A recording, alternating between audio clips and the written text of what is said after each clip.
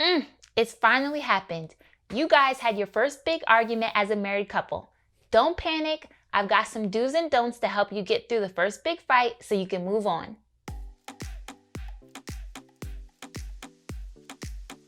Hey newlies, Kenya here, and welcome to Forever Newlywed. As I journey through this thing called marriage, I hope you'll find some value in what I learn as I go along. I'm no expert, but through research, interviews, and personal experience, I hope to engage, inform, and impact newly married women. So let's get into it. You and your husband have had that first big fight as a married couple, and you feel like your big bliss bubble has popped. Something about this fight feels like it's going to make or break your entire marriage, right? You might feel panicked that you made a huge mistake or that everything is ruined. Let me start by saying this is a bunch of malarkey for the most part. If you've been arguing with your spouse or going through a difficult phase or stage, it's easy to be pessimistic and feel like this is a holistic representation of your relationship. But fear not, this first big fight can be the springboard to some really effective communication tools you'll use the rest of your marriage.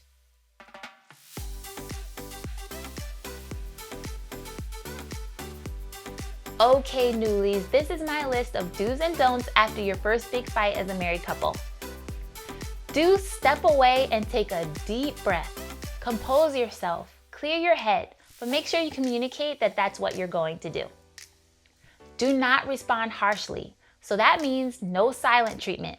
This potentially leaves your husband feeling rejected and disrespected.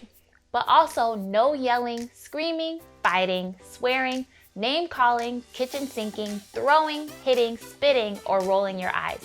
Scripture reference, Ephesians 4:31, let all bitterness and wrath and anger and clamor and evil speaking be put away from you with all malice. Do listen to your husband. Watch his body language and nonverbal cues. Listen to what he is feeling and why. Try to pinpoint the root of the conflict. Do not try to talk over your spouse or bombard him with your point of view. Communicate responsibly and you'll both be heard. Scripture reference, James 1:19. Wherefore, my beloved brethren, let every man be swift to hear, slow to speak, and slow to wrath. Do write down before you speak. This way, you clearly and calmly express your thoughts. Also, it helps you not to forget anything. Do not lie. Oh my gosh, don't lie and say everything is okay just because you don't like conflict or you don't feel like working it out. Also, don't lie by exaggerating how you feel to make him feel bad or worse. Scripture reference, Proverbs 12:22.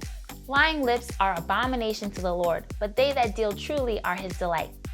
Do forgive each other and seek resolution.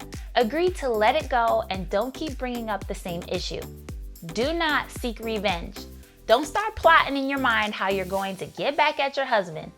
I see you, plotting how you can remember this moment to bring it back up at the opportune time. Just stop it. We've all been forgiven, so we can figure out a way to forgive. Scripture reference, Ephesians 4:26, be ye angry and sin not. Let not the sun go down upon your wrath. Do put together an action plan. Be constructive, listen, and willing to compromise. This is an opportunity for growth. You've had disagreements before this. You'll have disagreements after this. Figure out a way that works for both of you. Don't just leave the conversation without putting steps in place to do better the next time. Scripture reference, 1 Timothy 6:18, that they do good, that they be rich in good works, ready to distribute, willing to communicate. Do cry. Having a disagreement is a sign of growth and maturity, but these arguments hurt sometimes. Crying is cleansing. Make sure you're not afraid to shed some tears, and encourage your husband that it's okay for him to cry too. Do not be pessimistic. I know for me, I look at myself and I start to feel inadequate. Retrain your thinking to know that working through an argument is healthy. Scripture reference, Psalms 126:5, they that sow in tears shall reap in joy. Do, at the end of it all, show some affection. Kiss it out, hug it out, make love, cuddle, tenderly touch a shoulder, give massages. Whatever you can do to show some love to each other, do it. Do not separate without resolution. Do Do not sleep in separate rooms or beds. If you still need to hash out some things over time, figure out how to do it peaceably and together. Scripture reference, Jeremiah 31:3.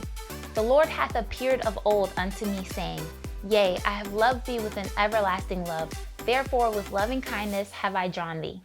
All right. It may take you a few disagreements before you get the hang of these do's and don'ts. And if you both just feel like it's really bad, don't be prideful. Get some help. Seek counsel. Things are not going to magically change just because you got married. Work still needs to be put in, and from my experience, even more work needs to be put in now. Every argument is different, but you can apply all the same principles to have a successful resolution. Remember, this is not going to break you guys. Your relationship is malleable. Okay, gals, thanks so much for joining me. I hope you'll comment below. And if you're new to the page, I'd love for you to like, subscribe, share, and hit the bell notification so you can keep up with the community. God bless, and I'll catch you next week right here on Forever Newlywed.